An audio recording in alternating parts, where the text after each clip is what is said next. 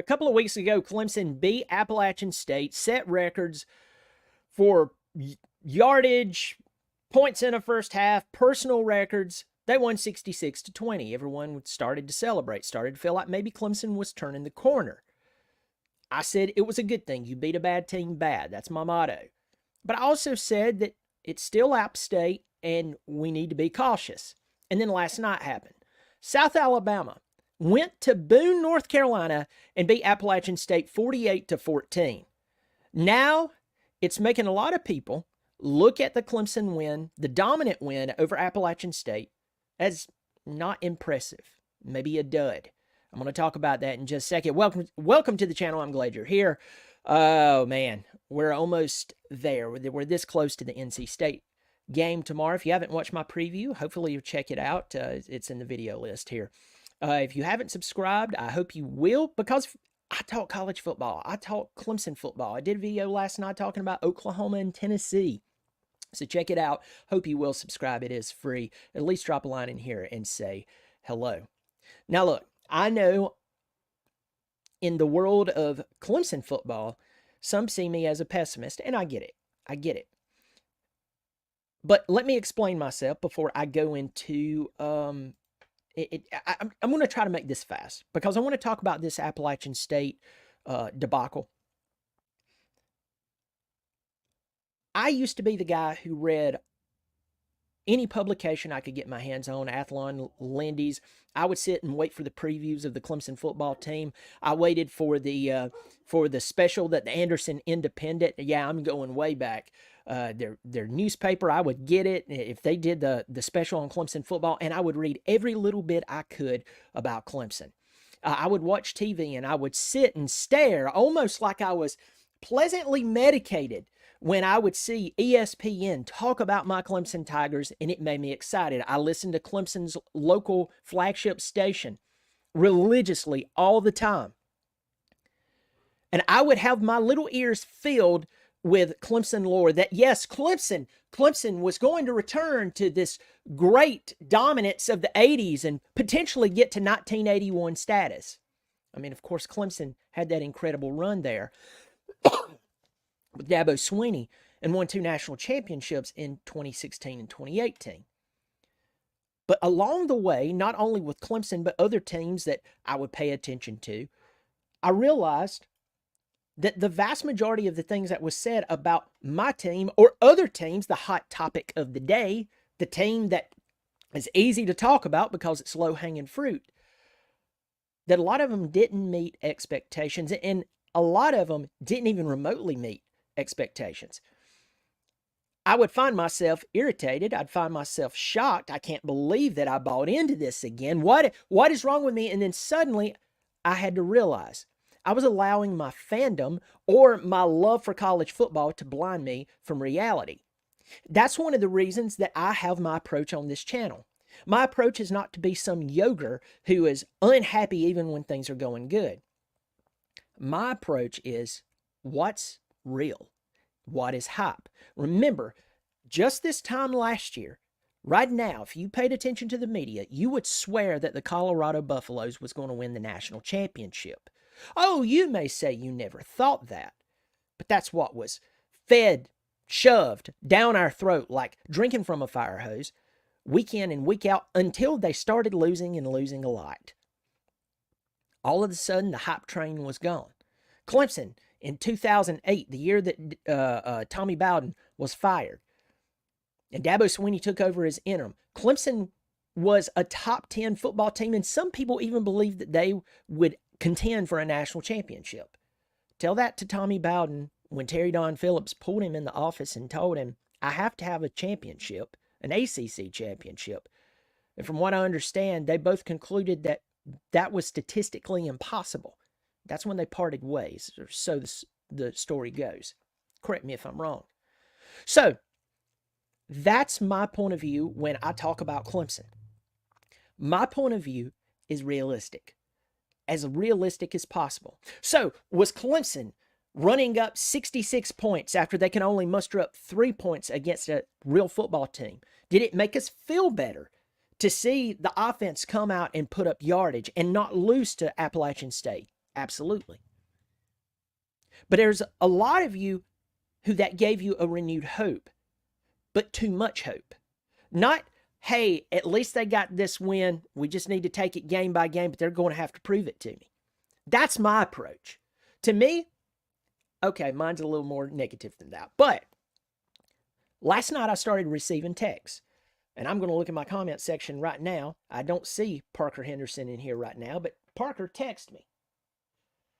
Parker texted me and he said, man, South Alabama is trashing Appalachian State right now. And I was like, what? I wasn't watching the game. I was in the middle of working on something. And certainly, I was shocked when I turned on the television. Let's talk about South Alabama. Last night when they went to Boone, before that game, South Alabama was 1-2. You're like, 1-2? Yeah. South Alabama was 1-2 going into that game last night. Their very first game, they lost to North Texas 52-38. North Texas is not a powerhouse. Their next game, they played at Ohio. They're not a powerhouse either. They lost to Ohio 27-20. Their very next game, they played against Northwestern State, which, if my memory serves me correct, that's where Ed Orgeron went to school. Could be wrong. Correct me if I'm wrong. They won that game 87-10. Yeah, 87-10. That's not a typo. And then last night they went into Boone, a school that is normally a talented football team, but this year Appalachian State looks the worst I've seen them look in years. And South Alabama, who couldn't beat North Texas or Ohio, not Ohio State, Ohio, they went in and they trashed Appalachian State. They had 474 total yards. They passed for 154 in the air. They rushed for 320 yards on the ground. They had the ball 34 minutes and 12 seconds. They had 26 first downs. They only had one turnover. At the half, it was 28-7. At the end of the third quarter, it was 41-7. Need I say more? So, what is my point? It's okay to be happy that Clemson didn't lay a golden turd against Appalachian State. That's fine. It's totally fine. But what my challenge is to you, all of my Clemson fans, all of my fellow Tiger fans, is that we will approach this season with reality.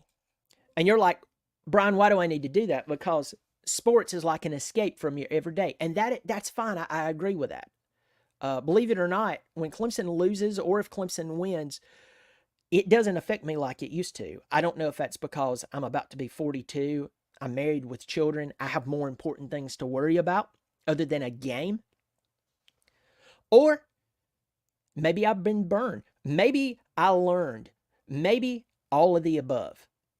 But my point that I want to make here, and I want to challenge you, if Clemson is in a decline, but the conference is terrible, and Clemson wins out, remember NC State's awful, FSU is terrible, the rest of the conference doesn't look good, and before anyone hangs an ACC championship banner in Miami, they need to let the season play out because Miami's done this before over the past 15, 16 years.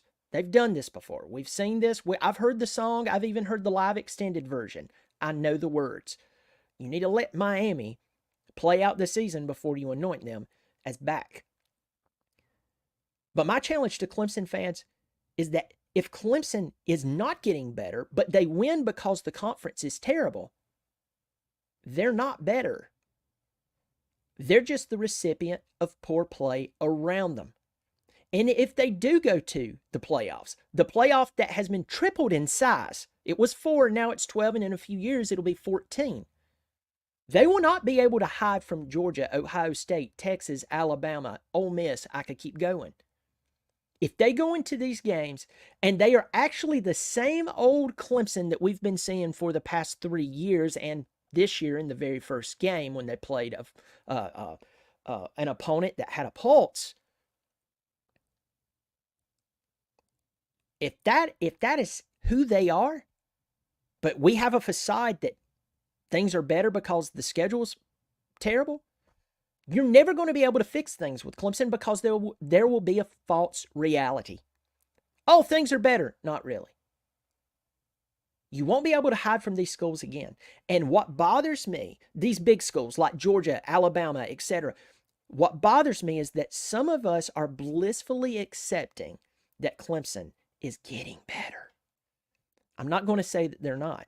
I'm just going to tell you, after last night's blowout win by South Alabama over Appalachian State in Boone, North Carolina, we may need to take this game by game. Enjoy the moment, have a good time, but don't you dare believe that Clemson has ascended some type of mountain until they've knocked a big dog, a legitimate one, off the top of that peak. Leave your thoughts below. Let me know what you think. Tell me, is it an impressive win? Is it okay to be happy with it? Or do you see things kind of my way? That Clemson has a ton to prove. And if things are not getting better, we could be setting ourselves up for a lot of depression in the future. Quickly say hello to everyone here. Realistic one, it's good to see you, my friend. Benjamin Bowen, good to see you as well. SEC Dog, well, it's obvious South Alabama is equally talented as Clemson has a better defense. Ha ha, that's hilarious.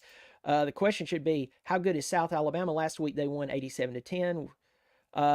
Here's the thing. Porsche Powell, they lost the first two games to North Texas and Ohio, so I don't think they're that good at all. But hey, could be wrong. Daddy-O, App State's highlight last night was the Muddy Hill. That's actually true. NC Vince, good to see you. Anthony Eason, nobody in the ACC is any good, huh? Nope. Miami's going to have to prove it. Miami's going to have to prove it. I'm not falling for Miami, and yeah, I just don't see it. Let's see. Gio Lopez was injured in two of those games. I get it. I just still don't believe that they're as talented as Clemson. I just don't buy that. Adam Armstrong, South Alabama is not a bad team. They did just score 87 the week before. They did it against a very, very small school. I'm just trying to challenge us Clemson fans. Before you start going back in delusional mode, just pump the brakes. Let's take it week by week. But I understand a lot of people's excited about that 87 points, and teach their own.